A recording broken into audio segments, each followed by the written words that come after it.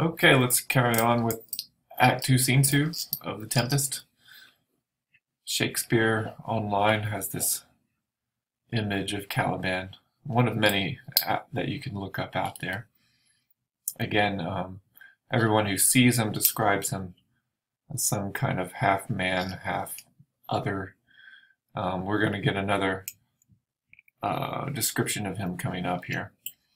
So he opens the scene with one of his great speeches. And in this opening speech, we are going to get a more clear picture of the dynamic going on between Caliban and Prospero.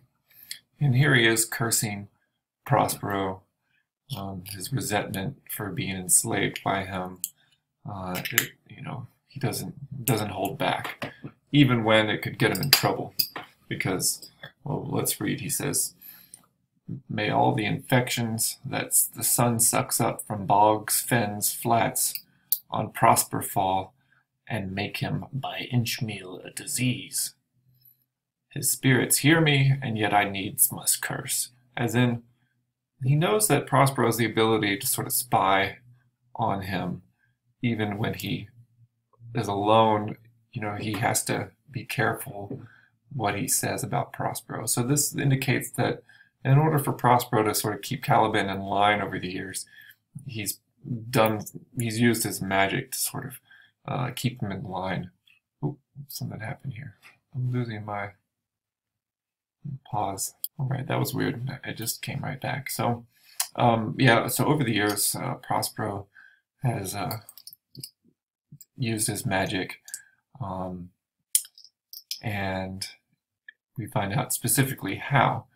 But they'll nor pinch, fright me with urchin shows, pitch me in the mire, nor lead me like a firebrand in the dark out of my way, unless he bid 'em.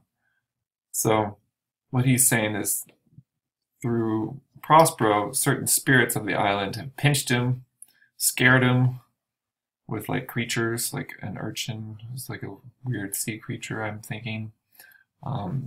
He's been sort of tripped and tossed into the mire, like some kind of swampy spot on the island.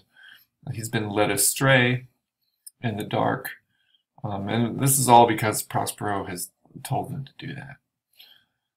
But for every trifle are they set upon me, sometime like apes that mow and chatter at me, and after bite me, then like hedgehogs which lie tumbling in my barefoot way, and mount their picks at my footfall. Sometime am I all wound with adders, who with cloven tongues do hiss me into madness. Again, he goes on to describe the various ways that Prospero uses the island to turn against, the way that Prospero tries to turn elements of the island against Caliban, which is a little bit of a it's a little too bad, because there's a lot of ways that Caliban appreciates the island, and it is his home. We find out that there are things about the island that he loves and he's connected to, and here Prospero has taken those things. We see how Prospero can turn those things against him. And it again raises this question about colonialism and the techniques by which Prospero takes over the island. Could Shakespeare be commenting on the techniques that Westerners used in order to take over certain lands with indigenous populations in order to exploit the resources, and turn an economic profit? Okay, so Caliban's going to meet some new characters, and he's going to get a new master. Enter Trinculo. Yeah, so enter Trinculo, a butler. Important to note his status in comparison with some of the other characters. And he's been set. Okay, so Trinculo, a butler, shows up, and he is walking along, and then he notices there's a storm coming up, and he is looking for a way to take shelter. And he sees Caliban hiding under this cloak. And again, we have another description of Caliban, and he's not necessarily quite human. He says, is this a man or a fish? Is he dead or alive? A fish, he smells like a fish, a very ancient and fish-like smell, a kind of not of the newest, poor John, a strange fish. And then he goes on to describe that he had been to some sort of, carnival freak show type of thing in England, where he paid a piece of silver, and this reminds him of maybe something he could do, where he could take this weird creature back and charge people money to look at it. Any strange beast there makes a man. When they will not give a do-it to relieve a lame beggar, they will lazy out 10 to see a dead Indian.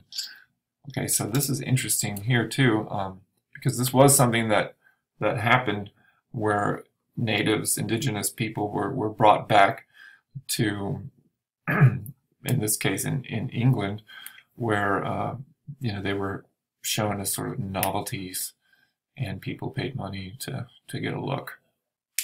And he goes on to describe, legged like a man, and his fins like arms.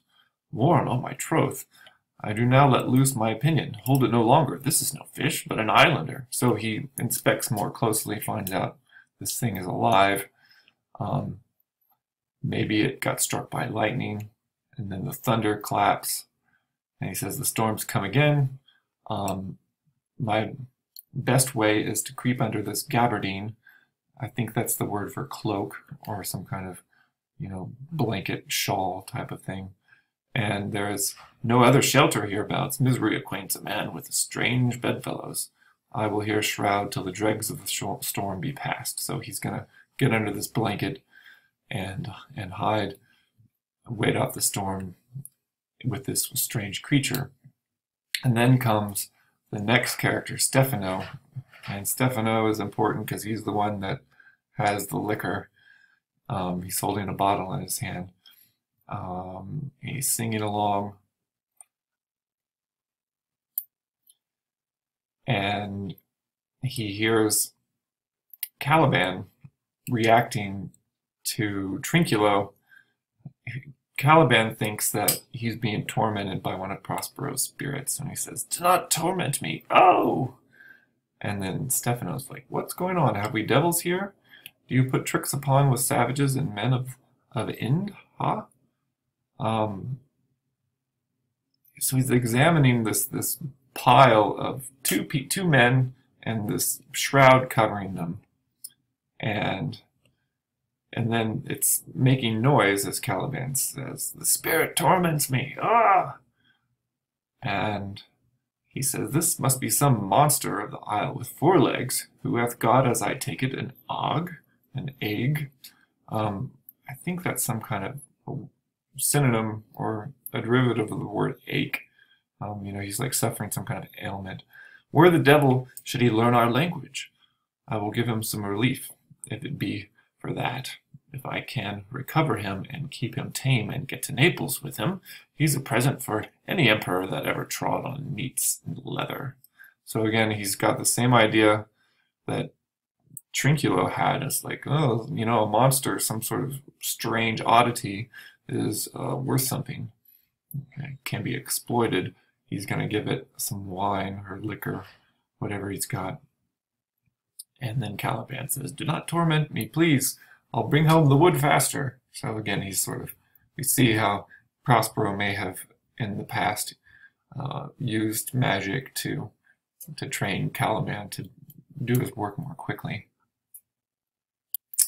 All right, so the joke is up after a moment, and Stephano and Trinculo realize that they've been reunited, and they also recognize that they're going to realize that they've got this Caliban guy with them, and they use a strange word to describe Caliban. And Stephano says, okay, if you're, Trinculo, I'll pull thee by the lesser legs, etc. So, Trinculo comes out from underneath this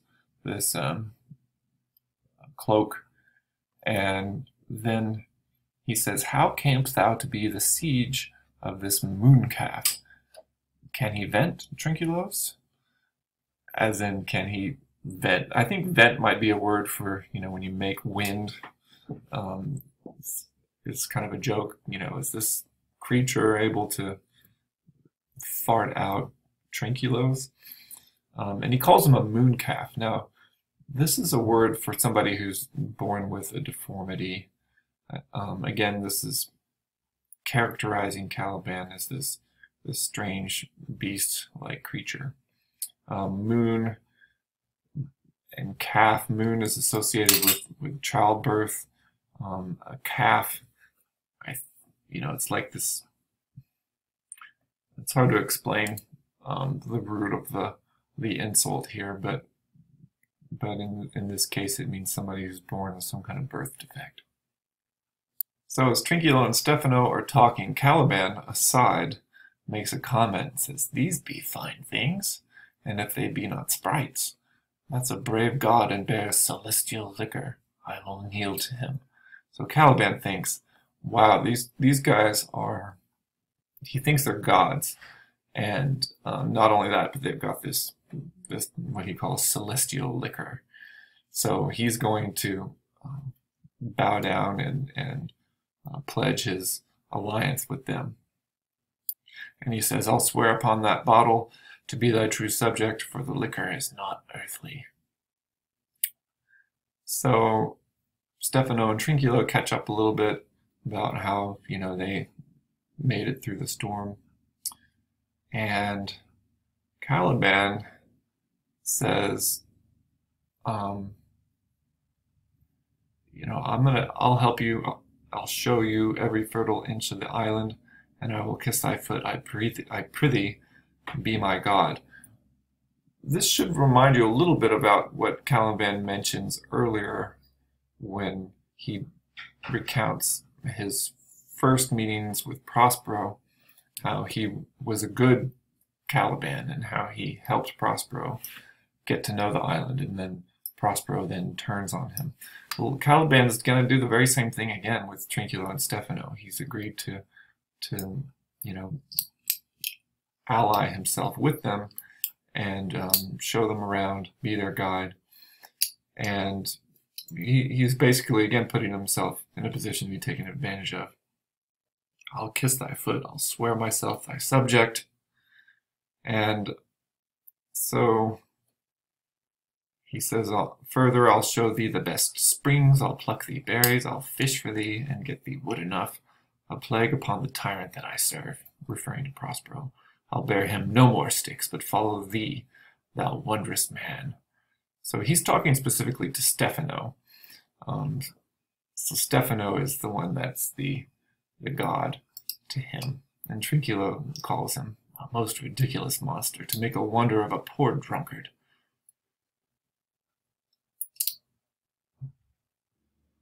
And so Caliban is getting a little drunk and also cheerful of the fact that he's found a new servitude, and he sings this nice little song here. No more dams I'll make for fish, nor fetch and firing. I'm not going to fish, or I'm not going to collect firewood at requiring, nor scrape trencher, nor wash dish. Ban, Caliban has a new master. Get a new man. Freedom, heyday, freedom, heyday, freedom. And, oh, brave monster, lead the way, says Stephano, playing right into this this new idea that Caliban's cooked up. And so that plot is going to develop later on. So notice this you've got Prospero plotting, you've got Trinculo, Caliban, Stephano plotting, and you have Antonio and Sebastian in their own plot. So there are all of these different plots unfolding on the island now.